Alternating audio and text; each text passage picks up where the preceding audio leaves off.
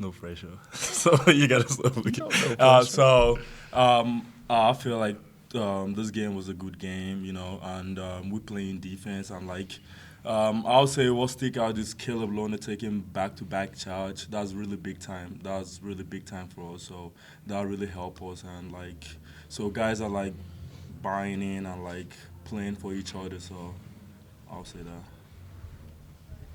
Gideon, Anyone? sorry. Let's go. You get it. Good job. Why do you think you were so effective offensively today? It's the same thing I do every day. So we shoot the ball, we get driving lines of practice. So I'll just say, I'll just stick to the course, what we've been doing all season long.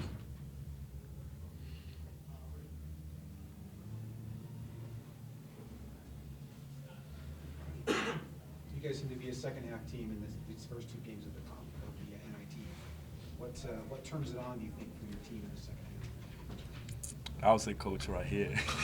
So I wouldn't tell you what he said the first game, but he told me some stuff. So I got to pick it up the second half. So I can't say it out here, but Please it was don't really say it. it was really good though. I feel like it motivated me to come out and come play. Not only me though, my teammates. So I feel like So guys now, just, here's the problem. Now, every single person is like, what did he say? Ah, What did he nah, say? it's good stuff. Oh, Hey, it's good I promise you it's good stuff. I promise you it's good stuff. You got all of Cougar Nation on the edge of their chairs. What did he say? Don't tell He just said I should just go out and play. No, he just said I should go out and just go play hard. Okay, That's there you it. go. I should go out and go play hard. That's it. So yeah. No, he just said I should go out and play hard. Gideon, tonight, 22 assists as a team. Wednesday, you guys had 28 assists. How do you feel about how you guys are going out there creating shots for each other? Oh, I love it. It started with T. John Lucas. I don't know. I think he got let's see, 9 assists tonight or 8 assists. You see, he started with T. John and whoa. Who's the Alex? He got 7. Bro, sorry for leaving you, Alex, but Alex would be so but pissed, he was pissed at me though because he gave me some pass. I didn't shoot the ball, so he was pissed at me in the locker room. He was like, "I'm not going to shoot his own shots, but I can shoot it." I was like, "My bad, bro. I got to pick it up." So yeah, I feel like it started with these two guys, T and Alex. So. Coach Gideon mentioned defense. AJ Green only had 5 attempts now. He's known as a really good shooter. What was the game plan coming in defense? Yeah, T-Zon Luke was unbelievable. Yeah, I thought he was incredible. And Spencer Johnson took a turn on him, and a bunch of guys had little moments. But T-Zon Lucas is just an elite conceptual defender, a disruptive defender. He just was amazing. So you think about his defensive effort was so huge. We were teasing Casey Brown because he actually was on the scout team the whole week, and all we talked about was AJ would pull up. He pulls up from 30 in transition, and so T-Zon and Gideon and Spencer were perfect all night long, and then Casey comes in and it was like baptism, right? So I thought the guys, he's an incredibly talented scorer. His release is so high, it's way above his head and behind his head, so it's really hard to challenge. He's got unbelievable range, and so I thought our guys did a terrific job. And you think about it, there was so much focused on him. He still has 16, right? He's a terrific player, but I was really proud of our guys' effort. The game was within a couple of points there in the second half when you guys come on a run. What turned it into that 17-2? Yeah, so I actually felt like our guys, I think last week it took us 18 minutes or 24 minutes to kind of to love the game, right? And today I felt like it only took us 5 minutes to really realize that we love the game, and then it's special. The 50 assists in 2 games is a big deal for us. Part of it is the opponents are heavy bottom, heavy rotation teams. Part of it is because our guys are doing such a good job about reading to the ball. We're just getting better. We're still getting better. And part of it is, Gideon George stepped on the floor and decided he was going to go 5 for 9 and 10 for 15 and make every shot on balance, right? And but for us, it always starts with stops and rebounds. And Gideon talked about Caleb's 2 charges in a row. That's just that was late in the first half, and it just is such a tone setter. And then And then, Caleb made some shots early, and I thought we got great minutes from Atiki. And you think about Alex and Tijan, they're 15 and 3 combined, right? That's really an incredible number with the ball in their hands as much as it was. So we got contribution from everybody. Spence, Trev made shots. It was fun. Gideon, you got off to a good start shooting the ball, and it just seemed like the defense kept leaving you open. They were focusing a lot on Alex, and in rotations, you kept being open. Did it surprise you that you kept getting open shots throughout the night? Nah, it didn't surprise me because they have a bottom team. So, and my guys did a good job finding me tonight, T-John and Alex. So they break down the defense and kick it out. So I gotta just shoot it with faith, as coach always say. With faith. So I shot it with faith tonight. Coach, what's the next 48 hours going to be like for you as you kind of watch to see what happens? And on Monday, what do you do? For us right now, it's about as much joy and energy and execution as we can get. Like, if we can be there, if we can be joy and energy and execution, then we'll have a chance to keep winning. And, there were a couple moments tonight, you agree, where this gym just was super fun? Oh, yeah. Like, I just, there's something, guys, we're not trying to make a habit of going to the NIT. But there's something really incredibly special about our gym, where now you only have 7,000 people, but they're the diehards that can never get down by the court, right? And so it's just awesome. Like, it's super fun. For the people that aren't coming to the games right now, I almost feel bad for them because the gym is super special. Like, it's great, right? Yeah. And so we're really we're hoping that we get to play in here again. We'll see. But if we get to play in here again, it's going to be great. And if we don't, as incredible as this might sound, like Alex Barcelo is going to remember our fans from these two games just as much as he's going to remember our fans from, Gonzaga 2 years ago and St. Mary's this year and whatever, right? It's really special playing in this gym. So we'll see where we play, and then we're going to focus on those three things, right? And go try and win one more game. I think the guys are excited to get to New York. Coach, how much of the success right now for the team is tied into not having to worry about bubble watch anymore? Because those last 2 months, it was do or die. I mean, still kind of same concept, but just not having to worry about those extracurriculars. I don't know. Gideon, what do you think about that? I don't know. I'll just say we're just playing basketball right now. Yeah. Just enjoying it and having joy in the gym and just play ball. There's a chance, guys, that I get to learn something from coaching at NIT too. And so you never find any absolute answers, but maybe a little bit of shade of us a little bit of shade of us playing just a little bit looser is maybe a good thing. Maybe that's something that we can learn a little bit. Maybe it's something I can learn a little bit.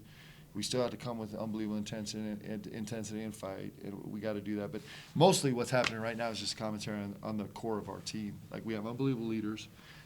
These guys have an unbelievable love for each other. It's why they're advancing in this tournament. This tournament is almost a bigger test than anything else because it tests whether you can actually keep your group together, and these guys have done an unbelievable job staying together. How big of fans are you guys going to be of Washington State tomorrow to have a chance to run it back here in the Marriott Center? If Washington State wins, then we get to play here. If SMU wins, we got to go on the road. I'll say it would be good though, because playing in front of these fans and especially the Rock, guys shooting free throw, them yelling, and a dude's missing though. So I'm happy. I committed a foul today, so I was the Rock. They shouted, and the guy missed the free throw, so I was pretty happy about that. So. When Gideon fouled him, He's like, bro, I'm not even worried because you can't make these free throws against the Rock. I got the Rock, right? Yeah. So the Rock is the sixth man of the year for sure. Well, that's going straight to social media. That's good. For sure. That's good.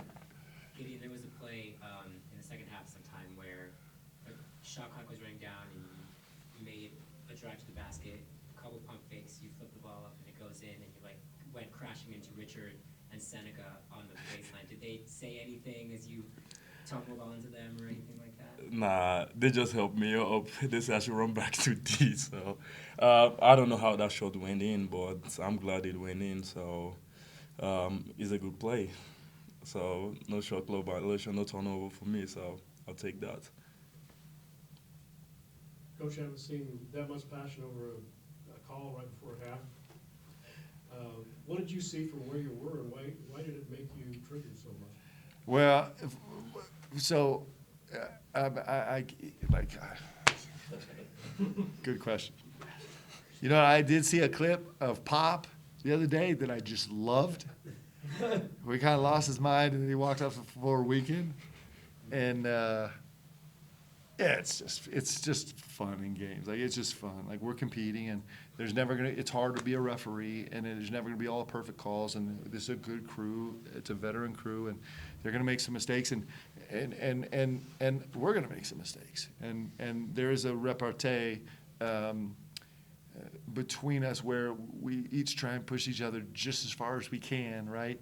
The only part I regret was that Cody and Nick were trying to hold me back, and I told them at halftime, next time I'll push you guys to the ground so we can make Sports Center. So. Did you stare down before you went to the halftime locker room? Do you feel it worked? They only ended up with 4 free throws in the second half. Well, the only thing about the stare down was like the crowd was digging it, man. So it was like, let's go, like we're all in this together. You know, these 7,000 people that actually, you know, it's just incredible. Like the gym was super fun, and so. And I've known Frank for a long time. He's a great ref, and so, and yeah, I was super grateful that he was, you know.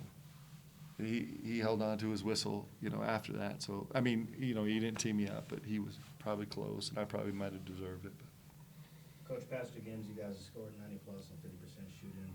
Do you feel like you guys are well taking shots, and how proud of you guys, you know, to be able to get wins, you know, in a big margin? I'm just like, you think about Gideon George, you just think about, you know, people, you know, people might want to like.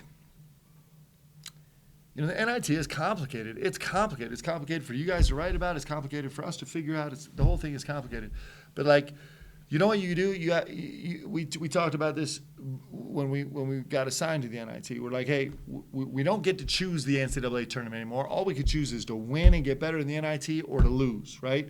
And then you look at this box score and look at this game, and you don't think that Gideon George is growing right now and like teasing us with what he's going to become in the next 12 months, and that's valuable. I'll tell you what, like it's really meaningful to me. It's really meaningful to me that our best 2 players the last 2 games have been Gideon George and Caleb Lohner. Like that is BYU basketball future, right? A big chunk of it, and this is unbelievably valuable time for us. And these guys are showing out, and so. I can't remember what the question is, but I'm so excited about what these 2 guys are doing right now. Let's go. It's pretty fun. Yes? Yes. Yes. Two more questions.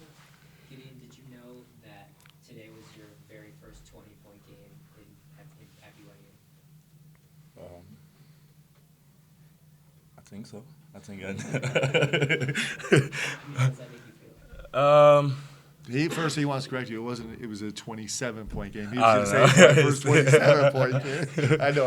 I know what you're saying. 30, I know what you're saying. I think it's fun. You know, I'll just keep a straight face no matter what. So, because my job is to play, so I'm a player, so I go out there and play no matter what the outcome is. So, I don't know. I still keep a straight face. Like the score doesn't matter to me. Like just play basketball. That's all I care about right now. So. Gideon, what does it mean to you when you just hear from Coach talks about the future of BYU basketball? You're a big part of that. What does that just kind of maybe mean to you about what this can maybe do long term for BYU basketball, the potential run here in the NIT? It's fun. I'll say we have a lot of work to do though still, and. I don't know. I'll try every day. I'll try my best every day and work hard and like make sure I put my team agenda in front of me. And you know, right now we're just talking about the present. So we took care of those games. So the next one we don't know if it is Washington State or SMU. So we worry about that. And I think the future is going to be bright. Gideon just has to score 27 every game. You guys are awesome. Thanks for being here. Hey, thank Super you, grateful, guys. guys.